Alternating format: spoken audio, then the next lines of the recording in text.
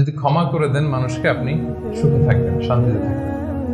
আমাদের হয় চলতি পথে আমাদের বন্ধুদের মধ্যে বা আমাদের প্রতিবেশীর সাথে বা আমার কলিগের সাথে বা আমাদের সমাজে অনেকের সাথে অনেকের নানা সময় এমন বিভেদ ঝগড়া এটা তৈরি হতে পারে, ফলে মনের মধ্যে ক্ষোভ, অশান্তি, ইভেন জেলাসিও আসতে পারে। কিন্তু এটা যদি আপনি কারোর প্রতি যদি রাগ, ক্ষোভ এটা পুষে রাখেন, ইট বার্নস ইউর সেলফ ইনসাইড, এটা ভিতরে আপনারা জ্বালাবে। যারে হিংসা করতেছেন, যার ব্যাপারে ক্ষোভ রাখতেছেন, এর কোনো ক্ষতি হয় না। ক্ষতি হয় যে এই ক্ষোভটা লালন করে, এই রাগটা যে ছেড়ে ফেলতে পারে না হৃদয় থেকে, যে মন থেকে মানুষকে ক্ষমা করতে পারে না, সে কষ্ট পায়, অশান্তি নেমে আসে, দুঃখ নেমে আসে।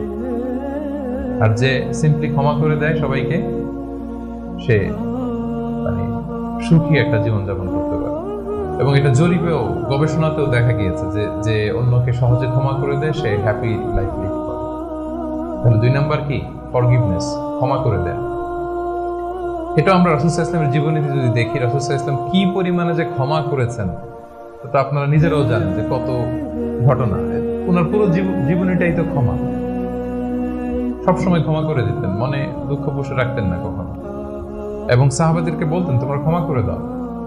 এক সাহাবী এসে বললেন, ইয়া রাসূলুল্লাহ, আমার তো অনেক কৃতদাস, ওরা শুধু কাজে ভুল করে, ওদেরও কি একটু পানিশমেন্ট দেওয়া উচিত না? রাসূল সাল্লাল্লাহু আলাইহি ওয়াসাল্লাম বলতেন না। তো কি করবো? ক্ষমা করে দাও। কয়বার করবো? বলে দিনে প্রতিদিন কমপক্ষে 70 বার। যতবার তুমি আল্লাহর কাছে ক্ষমা চাইবে ততবার ক্ষমা করবে। যতবার আল্লাহর কাছে ক্ষমা পেতে চাও ততবার ক্ষমা করবে। ফিলোসফিটা বুঝতে পারছেন? আমরা আল্লাহর কাছে ক্ষমা চাই, কিন্তু আমরা একে অপরের ক্ষমা করতে পারি না। আল্লাহ তাআলা বলেন যে তুমি ক্ষমা করো, আমি তোমারে ক্ষমা করে দেব। তুমি ক্ষমা করো তোমার ভাইদের, আমি তোমার ক্ষমার ব্যবস্থা করতেছি।